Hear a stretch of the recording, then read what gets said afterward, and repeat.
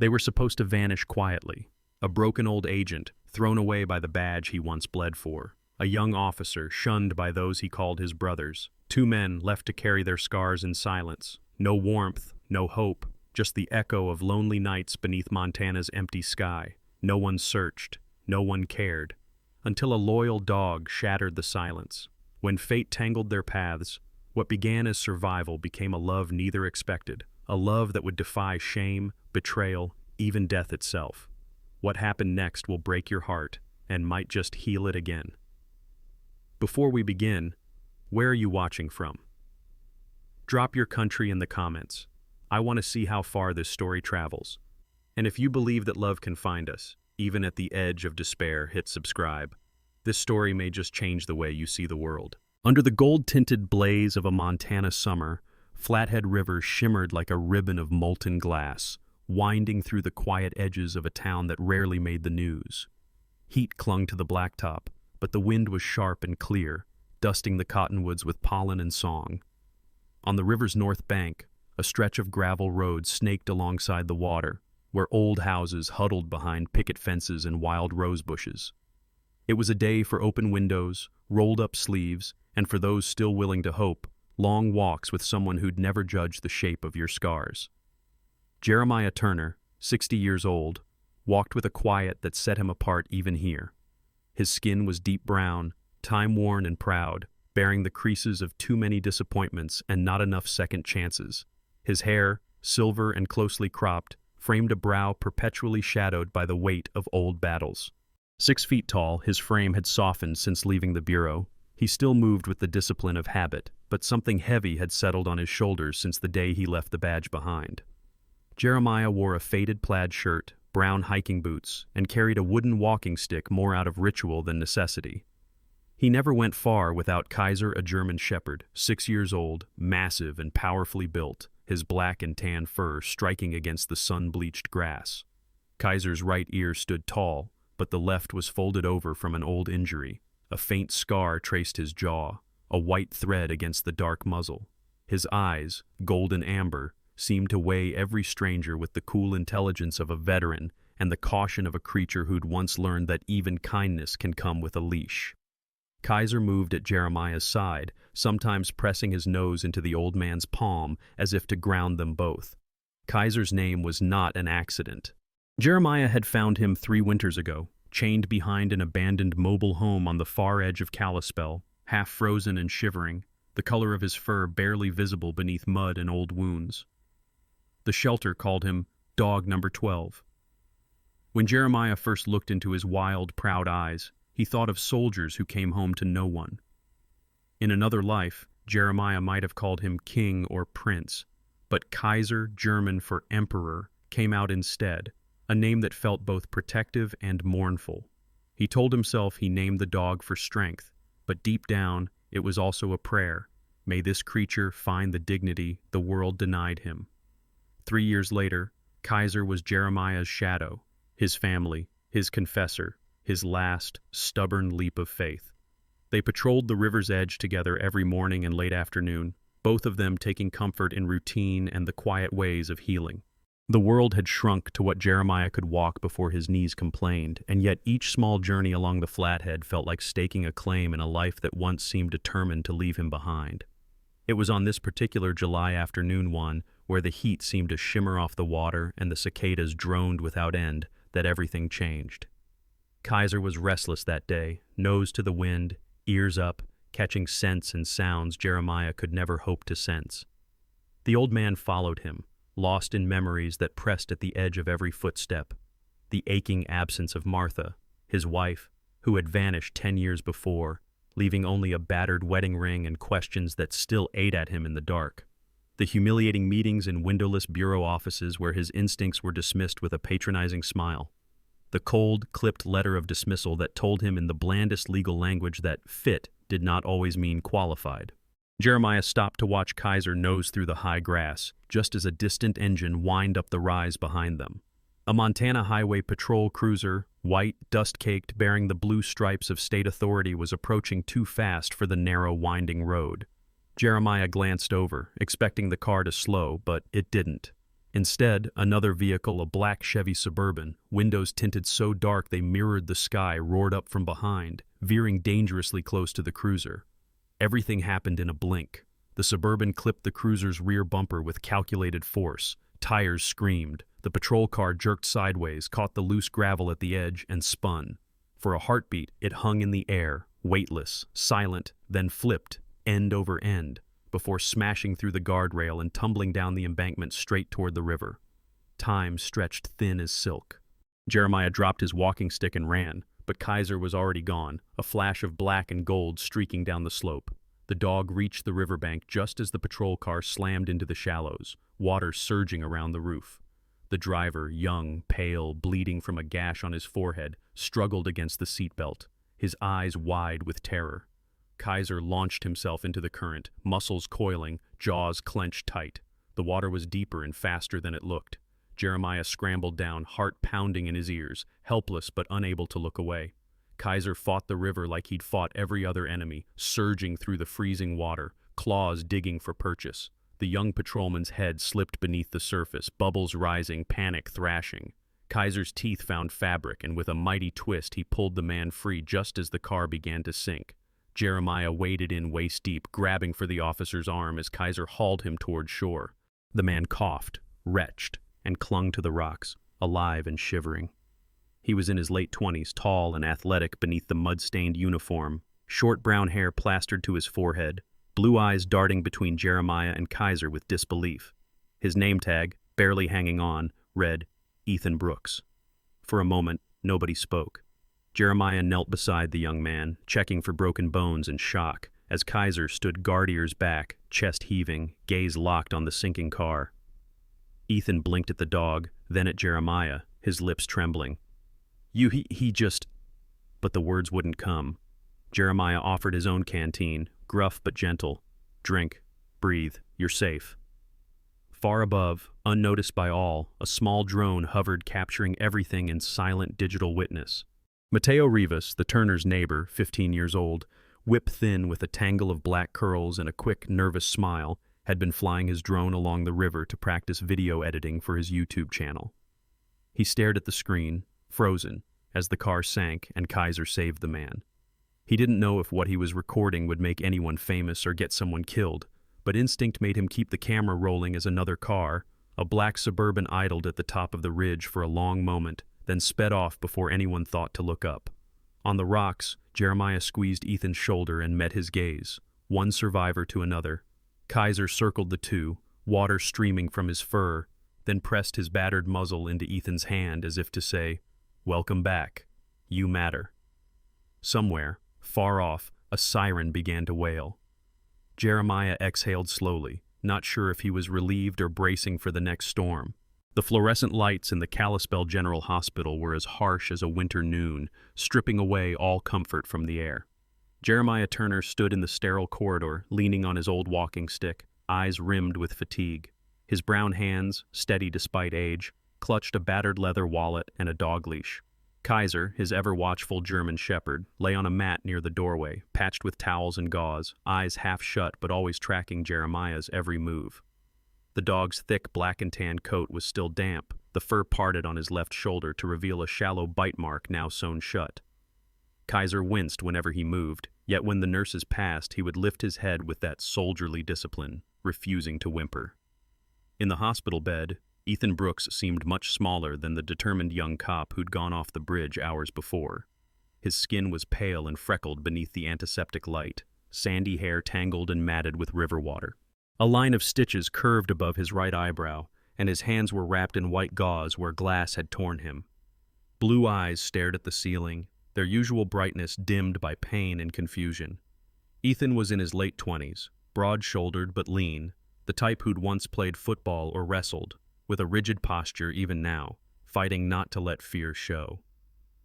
Emily Turner, Jeremiah's only daughter, swept into the room. She was in her mid-30s, short and sturdy with copper-brown skin, curly hair cropped to her jaw, and the brisk confidence of someone who'd been holding broken creatures together since childhood. Emily wore green scrubs, her stethoscope swinging as she moved. She leaned in, her voice soft but direct. He'll live. The water was cold enough to keep him from bleeding out. You and Kaiser saved him." Her gaze lingered on Kaiser, a flicker of fondness beneath the clinical mask. While Ethan slipped in and out of sleep, Jeremiah sat beside the bed, haunted by patterns too familiar to ignore. The paramedics had cut away Ethan's uniform, and for a moment, Jeremiah had glimpsed an old scar running from Ethan's shoulder blade to his rib cage, a brutal, twisted line, puckered at the edges, as if from a deep knife wound or maybe even shrapnel. It struck Jeremiah like a memory. Years ago, as an agent, he'd seen a string of cases in the area involving similar scars, victims who vanished after making reports about corruption or threats from within the police force. All those files were locked away now, names redacted, stories left unfinished. As the day wore on, a parade of officials swept through. Chief Robert Dietz, Kalispell's police chief for over 2 decades, arrived in a pressed Navy uniform. Dietz was a tall, imposing man in his 50s, his jaw square, eyes a frosty gray, hair steel-cut above broad, intimidating shoulders. He greeted Ethan with cold efficiency, asking perfunctory questions, barely concealing his impatience to leave. "Accidents happen," Dietz said. "Son, you're lucky to be alive. We'll handle it from here." But Jeremiah watched Dietz's gaze linger on the scar beneath Ethan's hospital gown, saw the flicker of calculation behind the official mask. The hospital filled with the hush of bureaucratic machinery. Internal Affairs sent a Rep. Amaze Langley, a severe, bespectacled woman with pale skin and silver hair in a no-nonsense bun, who took Ethan's statement but avoided Jeremiah's questions entirely. Later that day, Ethan's lieutenant, Officer Mark Stenger, a short, stocky man with close-cropped black hair and a nervous energy, came with a packet of forms and left with a shake of his head. "You need rest," he told Ethan. "Don't talk to the press. Don't go back to work until cleared." Jeremiah's questions about the accident scene, the black Suburban, or any missing dashcam footage were met with silence or empty assurances.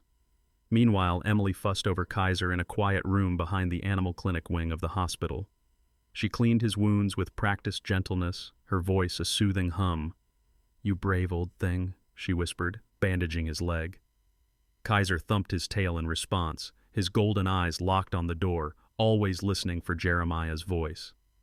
That evening, as twilight painted the sky purple and gold, Jeremiah stepped outside for air.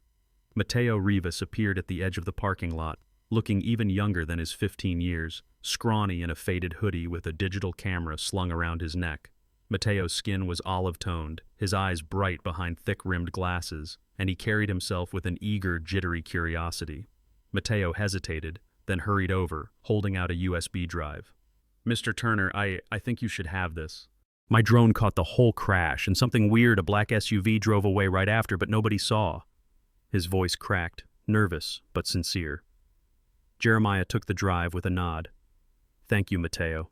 This might help." He offered a rare, warm smile, seeing in Mateo a young man desperate to be part of something bigger, and perhaps, like Jeremiah, hoping for a world that still cared about the truth. Late that night, while Ethan drifted in medicated sleep and Kaiser recovered beside Emily, Jeremiah sat at a borrowed laptop in the empty hospital lounge, replaying Mateo's footage. He watched the patrol car's violent spin, saw the black Suburban pause, then vanish. He noted the timestamp, the angle, every detail he could. The patterns from the old days flickered in his mind: unsolved cases, unexplained accidents, the sense that a network of corruption was always lurking just below the surface, ready to swallow anyone who asked too many questions. Jeremiah's fingers trembled slightly on the keyboard as the implications settled in. The wound on Ethan's back wasn't random. The crash wasn't bad luck. The system's cold shoulder was no accident, it was a warning. And for the first time in a long while, Jeremiah's resolve hardened. He would not let another young man's life be erased. He owed that to Martha. He owed it to himself. And maybe, just maybe, he owed it to Ethan, whose trust, pain, and quiet gratitude in the hospital bed had already begun to stir something deep and unfamiliar in Jeremiah's heart.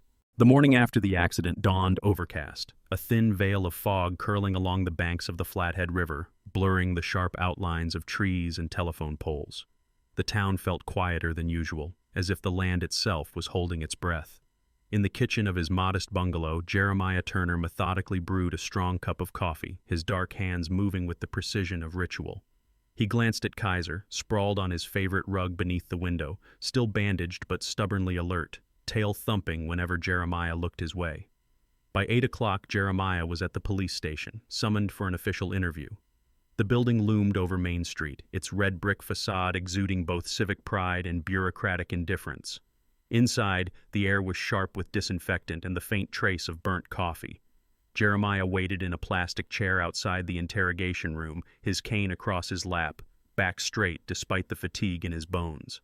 Kaiser, though not allowed inside, waited patiently outside, muzzle pressed to the glass. Lieutenant Monica Hale appeared at the door to call him in. She was in her early 40s, tall and slim, with iron-gray hair pulled tight into a low ponytail and an expression honed by years of navigating both the good and the rotten in law enforcement.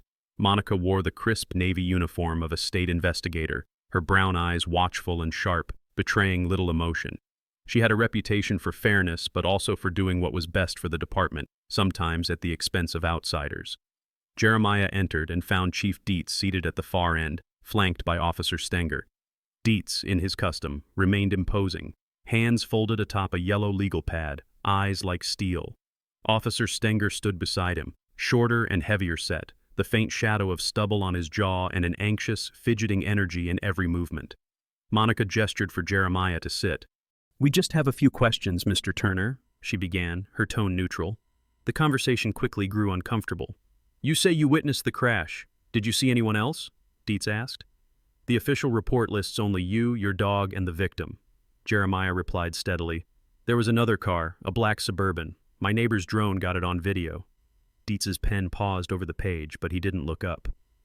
"There is no mention of a Suburban in any witness statement," he said.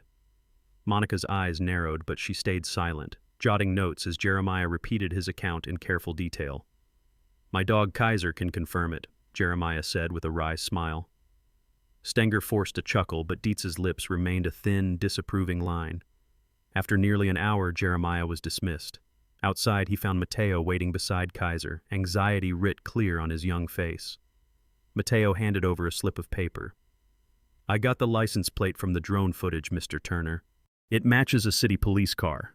But," he hesitated, voice dropping, "my mom says we should stay out of this. She's scared." Mateo's olive skin had paled. His wiry frame seemed even smaller under the oversized hoodie. Jeremiah knelt, lowering his voice to a gentle growl. "I'll take care of it. Don't worry. But you did the right thing." Meanwhile, in the hospital, Ethan Brooks sat up in bed, flipping through news on his phone. Headlines scrolled by. Local officer under investigation after crash. Questions surround suspended trooper. His heart hammered as he read the comment sections, full of suspicion, accusations, even conspiracy theories.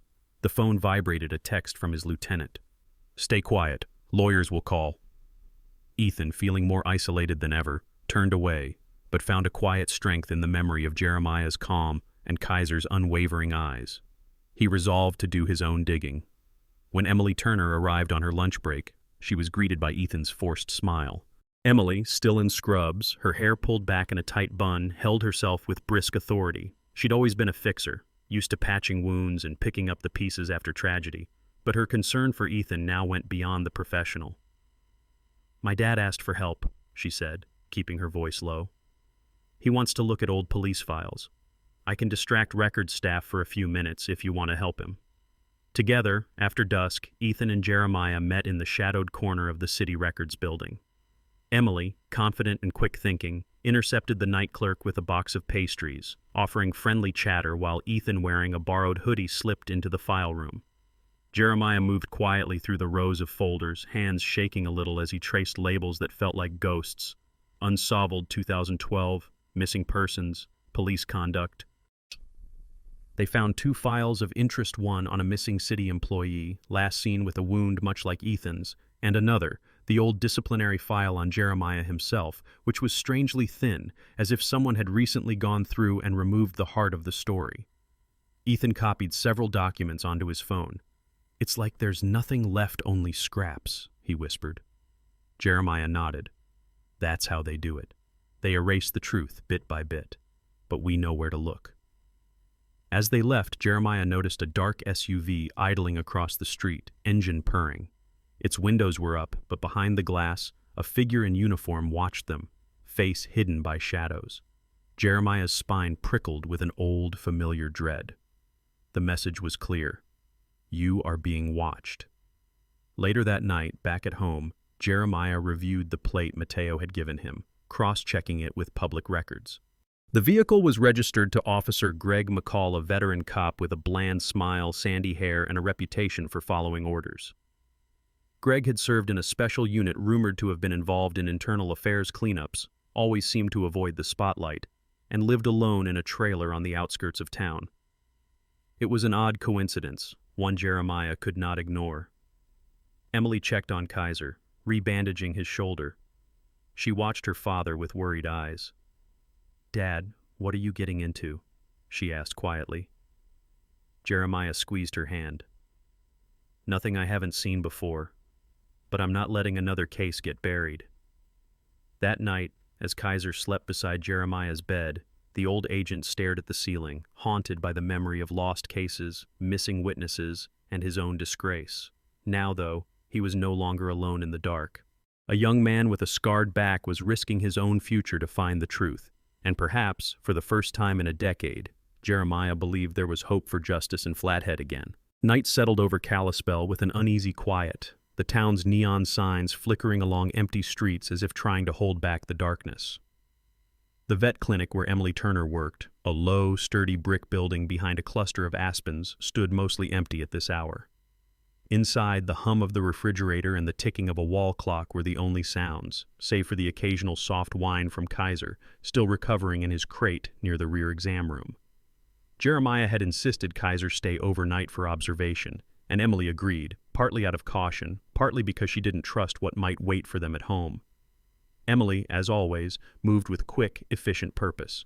Her short, powerful frame, usually tucked inside scrubs, tonight draped in a faded flannel shirt, belied the gentleness in her dark eyes. Her hair, pulled back tight, made her seem even more determined. She checked Kaiser's stitches, murmuring quietly, her hand steady on the big dog's shoulder. "You're stronger than half the men I know," she whispered with a tired smile. Ethan Brooks arrived just after 10, his step hesitant in the half-lit waiting room. He wore jeans and a faded hoodie over his bandaged torso, still stiff from the crash. His face was drawn, paler than usual, lips pressed thin. He carried a paper bag, Kaiser's favorite treats, he'd remembered, and stopped in the doorway as Emily looked up. "You're late," she teased gently, her tone teasing away the tension that clung to him like river mist. "I didn't want to leave you alone with a patient this stubborn," Ethan replied, glancing fondly at Kaiser. He knelt by the crate, reaching through the bars. Kaiser, who'd been dozing, immediately perked up, tail thumping. The bond between them two survivors, each marked by fresh scars, felt almost tangible in the soft yellow light. Outside, the wind rattled the trash cans and sent stray leaves skittering across the parking lot. Unseen, a dark figure loitered near the corner of the lot, posture stiff, hands shoved in the pockets of a black parka. He was average height, broad-shouldered, with a baseball cap pulled low, shadowing his sharp jaw and pale, narrow eyes. He watched the clinic in silence, unmoving, as if waiting for something or someone. Inside, Emily wrapped a fresh bandage around Kaiser's paw while Ethan recounted the day's events. A cold visit from Chief Dietz, another call from Internal Affairs, more headlines painting him as careless or worse. He ran a hand through his hair, frustration visible in the set of his jaw. "They want me gone," he said. "They don't want this looked into." Emily squeezed his shoulder. "You're not alone." She said it with the fierce certainty of someone who'd spent her life holding the line for the people she loved. Ethan stood to go, promising to return the next morning. As he stepped outside, Kaiser suddenly lunged upright, barking with startling force. Emily startled, nearly dropping her supplies. Ethan froze. Years of training told him to listen to the dog. He spun around just as Kaiser pressed against the crate door, ears forward, eyes burning gold. Emily fumbled with the latch. "He's never barked like that for nothing," she whispered, worry etched in her brow. Ethan strode out into the parking lot, flashlight in hand. His breath caught. A faint metallic click sounded near his car, parked under the lone street lamp. He swept the beam underneath and his heart stopped. A black, palm-sized device was taped to the undercarriage near the gas tank, blinking faintly. It was a bomb. Hands trembling, Ethan backpedaled, yelling for Emily to call 911. She rushed outside, phone in hand, voice low and urgent as she relayed what happened to the dispatcher. From the shadows, the man in the parka slipped away into the night, vanishing behind a fence before anyone could see his face. Police arrived quickly, a pair of local officers in dark uniforms and tactical vests. The senior officer, Sergeant Hannah Pike, a tall, athletic woman with short-cropped blonde hair and a blunt, no-nonsense manner, quickly cordoned off the area. She eyed the bomb squad's progress with a mixture of impatience and practiced calm. "Someone wanted you dead, Brooks," she muttered, not quite hiding the sympathy in her voice. Hannah was respected in the department for her integrity. She had a reputation for standing up for those who couldn't defend themselves, and she glanced at Emily with a look of real concern. When the device was safely removed, Ethan sagged with relief. Back inside, he knelt beside Kaiser, gratitude raw in his voice. "You saved my life again, buddy," he murmured, hugging the dog close. In the soft lamplight, he noticed something odd, a small, firm lump beneath the fur at the base of Kaiser's neck, almost hidden by the collar. He parted the fur, fingers brushing the spot. "Emily, look at this," he called quietly. She examined it, brow furrowing. "That's no ordinary microchip. It's old, but military grade, maybe?" Ethan, more curious than ever, offered, "Let's get it out and check." Using her surgical kit, Emily numbed the area and deftly extracted the chip. Ethan wiped it clean, studying the faded markings. "Serial number," he said, pointing at the tiny digits. "FBI issue. I've seen these before, back when I interned at the academy." Emily whistled softly. "Your dog's more than he seems, Dad." She turned, caught off guard by the weight of this discovery. Worried about digital forensics and tracking, Ethan texted Mateo. "Need a secure laptop? Can you encrypt files?" Minutes later, Mateo biked over, breathless, his mop of black hair sticking up under his helmet. "I set up a private server at home," he explained, dark eyes darting around. "Nobody's tracking this unless we let them." He took the chip and immediately began work, tapping out commands with impressive speed. Mateo was the type of teenager who never looked up from his screen except to grin and toss out a dry joke. But tonight, he was all business. The mood in the clinic shifted from panic to tense curiosity. Outside, the night deepened. Emily locked the doors, glancing out at the moonlit parking lot where the bomb had nearly killed her friend. Ethan sat on the exam table, Kaiser pressed close to his knee, both man and dog watchful and tired but alive. On the edge of the darkness, no one saw the figure in the black parka linger once more before finally vanishing into the shadows. A heavy rain swept over Kalispell as the small group huddled in the back office of the vet clinic, the world outside walled off by sheets of water rattling on the roof. The space was cluttered with file boxes, dog toys, and a single desk lamp casting a golden pool of light over everything. Kaiser lay sprawled on a faded rug, his big head resting on his paws, brown eyes alert but exhausted. His ears would twitch at every strange noise, but his gaze rarely left Jeremiah or Ethan, as if waiting for the next moment he'd be called upon to save someone again. Jeremiah, hands steady despite the tremor of age, held the extracted microchip with something like reverence. He was tired in a way that went beyond sleepless nights, his deep-set eyes shadowed with worry and history. "Let's see what the world tried to bury," he muttered. Ethan, sitting beside him, was pale but resolved, his athletic frame still hunched from the pain of recent wounds, sandy hair in disarray, blue eyes burning with hope and anger. Ethan's experience as a police officer and the new, almost desperate determination after his brush with death gave him a sharp edge tonight. Emily Turner presided at the desk, fingers flying over her laptop, a fortress of security applications open across her screen. Her face was set in a look of fierce concentration, copper-brown skin glowing in the warm light. "We have to move fast," she said quietly, glancing at the window. "If there's a bug in this chip, it could ping someone the second we access it." Mateo, already a fixture in these late-night gatherings, set up his own battered MacBook in the corner, his hair stuck up wildly, eyes darting between the devices, the excitement of a high-stakes puzzle making him forget the chill in the room. He wore a faded Star Wars t-shirt and tapped out code with the self-confidence of someone who'd never been told, "That's impossible." Emily connected the chip through a tiny USB adapter, her hands steady but her jaw tight. She'd always been the one to patch wounds and soothe pain, but tonight she felt the responsibility of protecting everyone in the room. Ready? She asked, her eyes meeting Ethan's. He nodded. Let's see what Kaiser's been carrying all this time. The screen flickered at first, just strings of numbers, then audio files with dates and times stretching back years. Emily ran a decryption program, and suddenly voices filled the air. The first was a grainy conversation in a parking lot, two men discussing a payoff. Jeremiah's hand clenched on the desk as he recognized one of the voices, deep, deliberate, chillingly familiar. That's Dietz, he said, almost whispering. Chief Robert Dietz, his old adversary, still holding the levers of power in Kalispell. File after file played snippets of arguments, coded exchanges about shipments, threats spoken in low, menacing tones. Ethan sat forward, stunned, as he picked out not just Dietz but Officer Greg McCall's nasal drawl and even Monica Hale's sharper, clipped phrases. There were discussions of cleaning up loose ends, references to accident scenes, and in one chilling recording, Dietz described taking care of someone who keeps poking his nose in places it doesn't belong. Jeremiah's stomach turned as he remembered all the cases that ended in dead ends and silence. But the most damning evidence came from a recording just days before Ethan's accident. The voices were clear: Dietz, McCall, and a third, never-identified man discussing Ethan by name. He's getting too close, the unknown man said.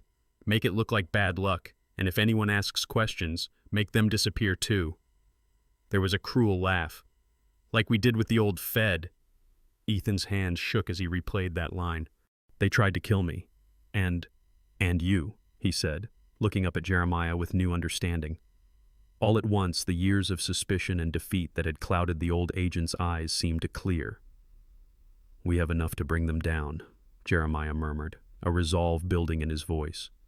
This isn't just your case, Ethan. It's mine too, and we're not alone this time. Emily quickly copied the audio to a secure drive, encrypting everything twice. I'll stash a backup at the clinic just in case, she said, her eyes flickering with anxiety. Mateo, hands trembling with excitement, set up a second layer of firewall protection, muttering, If anyone tries to hack us, I'll see them coming. For once, the banter between him and Emily was absent, replaced by the seriousness of what they'd uncovered. Jeremiah paced the room, mind racing back through every dead-end investigation, every warning to let it go. He realized with a shudder how close he'd come to vanishing like so many others. If not for Kaiser, he likely would have. The dog looked up at him, tail thumping gently, as if he understood the gravity of what his microchip had revealed. Ethan leaned in, voice low and intense. This chip, it's the key. Everything we've needed. What happened to you? What happened to me? If we can get this to the right people, FBI, maybe the press, we can expose all of it. But we can't trust anyone local. Jeremiah agreed. First thing in the morning, we start moving. Separate drives, off-site backups. And we watch our backs every minute. He squeezed Ethan's shoulder, a silent pact passing between them. We owe this to everyone they tried to bury. As dawn crept over the rain-soaked streets, the group felt a sense of hope for the first time in years. Nervous, cautious, but undeniable. In the lamplight, Kaiser shifted, pressing his nose to Jeremiah's hand, and in that moment it was clear they were all in this together. The morning after their long night at the clinic, Kalispell awoke under a sky of pewter clouds, the air thick with the threat of another storm. Jeremiah Turner moved carefully as he fed Kaiser, the old German shepherd's appetite returning after days of trauma. The dog's movements were slower, his bandages fresh, but there was a new spark in his eyes, a stubborn refusal to let old wounds keep him down. Emily, her hair pulled back in a messy knot and her eyes shadowed from lack of sleep, fussed over Kaiser's stitches, checking his pulse and murmuring praise. She pressed a warm hand to the dog's flank, then looked up at her father with quiet determination. He'll be ready when you need him, she said. Jeremiah squeezed her hand, grateful not only for her skill, but for the quiet strength she radiated. Down the street, Ethan Brooks parked his borrowed sedan behind a shuttered bakery. He wore plain clothes, a dark windbreaker over jeans, ball cap pulled low, and sunglasses shielding his blue eyes from any curious glances. Though he'd been suspended, Ethan's posture and the purposeful set of his jaw made him look every bit the officer he was. He glanced at his phone, rereading the encrypted texts from Mateo. Surveillance footage ready. I've isolated the SUV, got partial plates. Ethan smiled. Mateo's technical prowess and resourcefulness had made him an indispensable ally. a fact not lost on any of them. The group gathered that afternoon at the Turners' small house, where Emily had turned the living room into a makeshift operations center. Stacks of printouts and flash drives covered the coffee table. The air hummed with tension and purpose. Mateo sat cross-legged on the carpet, his wiry frame hunched over his laptop, black hair sticking out from beneath a battered beanie. He pointed to a freeze frame on the screen, grainy video from a nearby storefront camera. Here's the Suburban leaving the clinic the night of the bomb. Watch the reflection badge on the dash, police issue jacket in the back seat. Ethan leaned in, brow furrowed. That's Greg McCall's car. He always kept his old patrol windbreaker there. Mateo nodded. There's more different night. Same SUV near the animal clinic. Driver looks like Chief Dietz himself. Ethan's breath caught. For years he'd trusted Dietz as a mentor, but the truth had become impossible to ignore. He's not just protecting dirty cops, he's the head of it. Emily slid another file across the table. I pulled a list of internal complaints filed over the past decade, most from officers who vanished, resigned, or died in strange circumstances, all handled personally by Dietz. She looked up at Ethan, voice barely above a whisper. You're not the first. Jeremiah sat back in his chair, hands folded. The gravity of the moment weighed on him, the old ache in his chest sharpened by memories of closed doors and whispered threats. But the years had changed him. Where he once would have retreated into silence, now he felt the pull of righteous anger. It's time, he said, voice deep and steady. We have the evidence. We find the others. They can't silence us all. With the clues in hand, Ethan began making quiet visits around town. He stopped at a rundown apartment complex on the edge of the city, climbing rickety stairs to a faded blue door. Mrs. Elsie Ward, a retired dispatcher in her late 60s with snow-white hair and warm brown eyes, answered. She greeted Ethan with suspicion, but at the mention of Jeremiah's name, her expression softened. He was a good agent, she said, voice trembling. The others, they paid me to forget what I'd heard, but I kept copies. She handed over a folder, thick with notes and copies of phone records calls placed the night Jeremiah was dismissed, voices she'd never been able to forget. Jeremiah met with an old adversary at the courthouse, David McAllister, once a young detective, now a middle-aged man with streaks of gray in his black hair and a tired, defeated air. McAllister had always played it safe, never standing up for Jeremiah in public, but now regret was etched in the lines of his face. I should have done more, he admitted, eyes lowered. If you'd stayed, things might have turned out differently. Jeremiah shook his hand, forgiveness replacing years of bitterness. Now's your chance, he said. Help us set it right. Emily spent hours at the clinic analyzing audio from the chip, isolating Dietz's voice in hours of conversations. At one point, she froze, hand to her mouth. A tape revealed Dietz discussing a payout to silence a witness after Jeremiah's forced resignation. The weight of the conspiracy pressed down on her, but she pressed on, her fierce loyalty to her father burning brighter than her fear. Meanwhile, Mateo uncovered a short video from the night of the attempted bombing. He enhanced the image and froze a single frame the mysterious man in the parka, now revealed in the streetlight. He was Officer Stenger, the nervous, heavy-set officer who'd been present at every key moment, always on the periphery, always watching. He's their errand boy, Mateo said grimly. Keeps an eye on anyone who might cause trouble. As the pieces came together, the group felt both empowered and hunted. Every shadow in the street seemed to hold a threat. Every unexpected knock at the door, a warning. That night, after Emily tended to Kaiser and Ethan checked locks and windows twice, Jeremiah sat at the kitchen table and wrote out everything they'd found.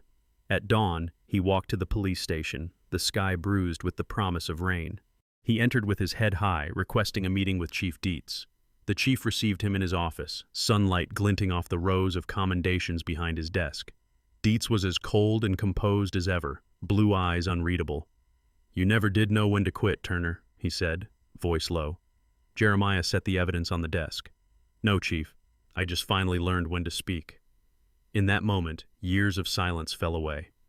Jeremiah Turner stood not as a broken man, but as a witness and a warrior refusing to let injustice bury another truth. Morning came cold and clear over Kalispell, the clouds torn away to reveal an impossibly blue sky. There was a sense of waiting, almost as if the whole town was holding its breath. At the Turner house, the makeshift command center was eerily quiet, paperwork in neat stacks, laptops shut down, even Kaiser resting more deeply than he had in weeks. Jeremiah sat at the kitchen table, a mug of coffee warming his hands, gazing out the window at a world finally trembling on the edge of change. He wore his best shirt, pressed for the first time in years, his silver hair combed carefully. The old weight that had stooped his shoulders was gone. In its place was something new, anticipation and a strange, hard-earned hope. Down the hall, Emily moved with quiet purpose, her curly hair still damp from the shower, cheeks flushed with nervous excitement. She wore a soft blue blouse, practical jeans, and sturdy boots, a healer's armor for a day when wounds might finally begin to close. In the living room, Ethan adjusted his tie in the cracked mirror, his jaw freshly shaved, his posture straight despite the faded bruises along his ribs. He looked younger somehow, and older too, his eyes clear, his manner no longer haunted but alive with conviction. He caught Emily's gaze and smiled, shy and grateful. She reached out, squeezed his hand, and let her touch linger. A warmth passed between them, made stronger by every night spent fighting beside one another. Outside, Mateo bounced on the balls of his feet, a backpack slung over one shoulder, hair sticking up in wild black tufts. He wore his best collared shirt, sneakers newly scrubbed, and his face beamed with excitement and nervous pride.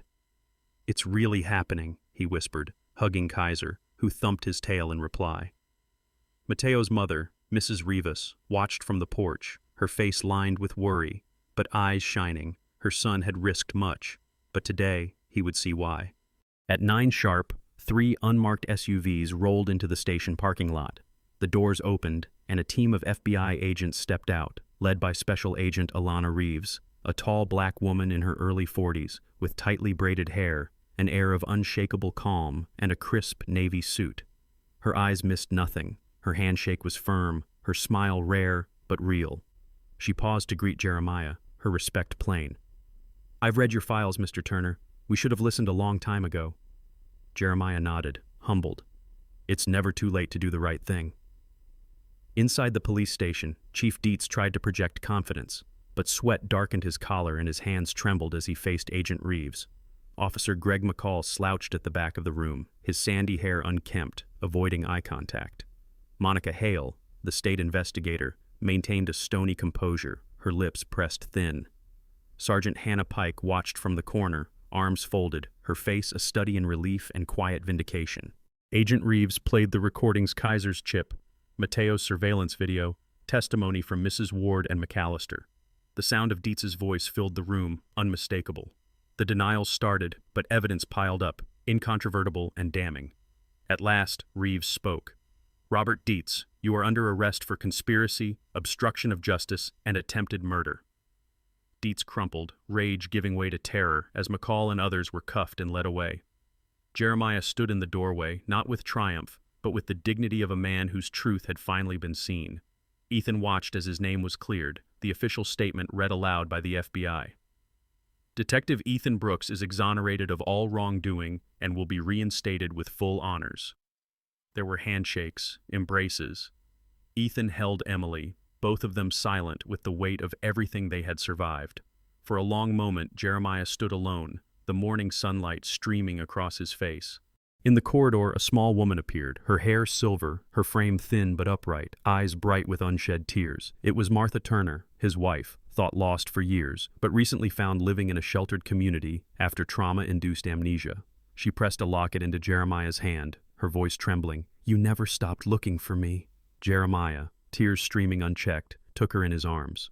Kaiser leaned against them both, tail wagging as if to bless this fragile miracle. Outside, news crews swarmed, but Agent Reeves shielded the family. Mateo, beaming, was interviewed about his technical heroism, his mother hugging him so tightly he nearly disappeared. Emily stood close to Ethan, the future opening before them. That evening, the Turner house overflowed with friends, neighbors, and quiet gratitude. There were no grand speeches, just laughter, music, and the simple joy of being together, of knowing justice had prevailed and scars could finally begin to heal. Summer returned to Kalispell with a gentler touch. The air was sweet with lilacs, the river ran clear again, and the town, still a patchwork of old fears and new beginnings, seemed to breathe easier. On the edge of town, sunlight poured through the windows of a small, neat house that had once felt more like a hiding place than a home. Now, laughter carried through open doors, and the rooms echoed with a sense of belonging. Jeremiah Turner, his silver hair cropped close, moved easily through the kitchen, coffee mug in hand, his shoulders no longer hunched by years of suspicion and disappointment. The years had left him lean, with hands rough and sure, but there was a new softness around his mouth, a readiness to smile. Today he wore a light blue shirt, sleeves rolled up, an apron tied at the waist, a simple domestic piece he never dared imagine in the past. At the table, Ethan Brooks hunched over a stack of papers, sandy hair falling across his forehead, glasses perched on his nose, lips pressed in concentration.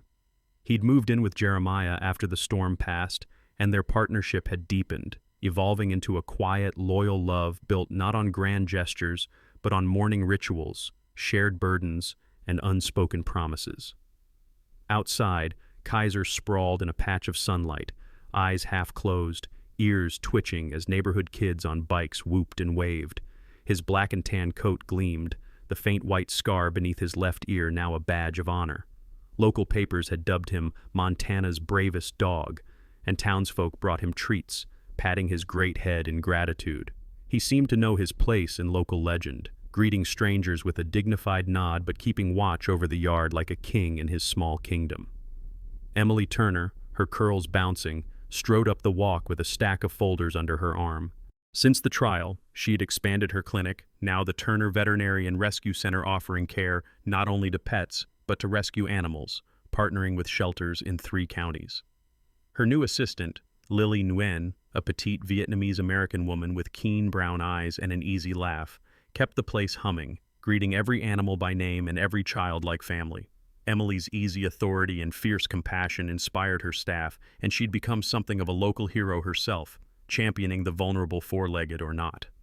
Across town, Mateo Rivas stood on the podium at Kalispell High's graduation ceremony, his mop of black hair stuck up in all directions, and he wore a suit jacket 2 sizes too large over his favorite superhero tee. The principal, Mr. Connors, a tall, balding man with gentle eyes and a ready handshake, introduced Mateo as an innovator, a leader, and an example of courage for us all. The crowd cheered as Mateo accepted his scholarship to Montana State, wiping away tears and searching the crowd for his mother, who waved wildly, her pride bright as the morning sun. Later, local reporters would feature him as a symbol of what determination, honesty, and community support could achieve. With Dietz and his network gone, Kalispell's new police chief, Marianne Brooks, a broad-shouldered, soft-spoken black woman in her early 50s, restored trust to the force. Her gray-flecked hair was always tied back, her uniform spotless, but it was her compassion and her insistence on transparency that truly changed things. She sought out Jeremiah and Ethan for advice on community policing, and under her leadership, the department became a model for others. Old wounds began to heal, neighbors greeted each other with more warmth, and children played freely in the streets again. One quiet evening, Jeremiah and Ethan sat together on the porch, Kaiser curled at their feet.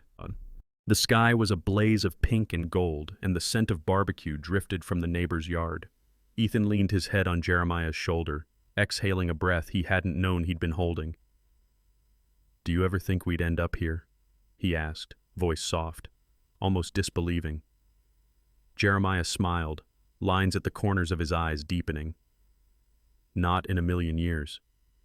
But I never stopped hoping, Ethan, even when hope hurt." Ethan squeezed his hand, their fingers twining together, no words needed. In the months that followed, the Turner home became a gathering place. Emily and Lily would stop by after long shifts, Mateo would swing through with stories from college, and Chief Brooks often dropped in for coffee and quiet advice. Kaiser would nudge open the screen door, tail wagging, always first to welcome each arrival. There were disagreements and hard days, still life never stopped testing them, but something fundamental had shifted. The town had found its backbone, and so had Jeremiah. One evening, a group of local children presented Kaiser with a medal strung on a blue ribbon. They'd pooled their allowance for weeks. The town paper snapped a photo, Kaiser wearing the medal, Jeremiah and Ethan laughing, Emily and Lily clapping, and Mateo holding up a handmade sign that read, "Thank you for never giving up." The story went viral, a testament to how love, courage, and truth can transform even the darkest histories. In time, Jeremiah grew comfortable in his role as an unlikely elder statesman, offering wisdom, humor, and, when needed, fierce defense of what was right. Ethan returned to policing, this time on his own terms, working side by side with Chief Brooks to make sure the sins of the past were never repeated. Their partnership, both public and private, became a quiet beacon for others, proof that family can be chosen, justice restored, and even the most battered souls made whole.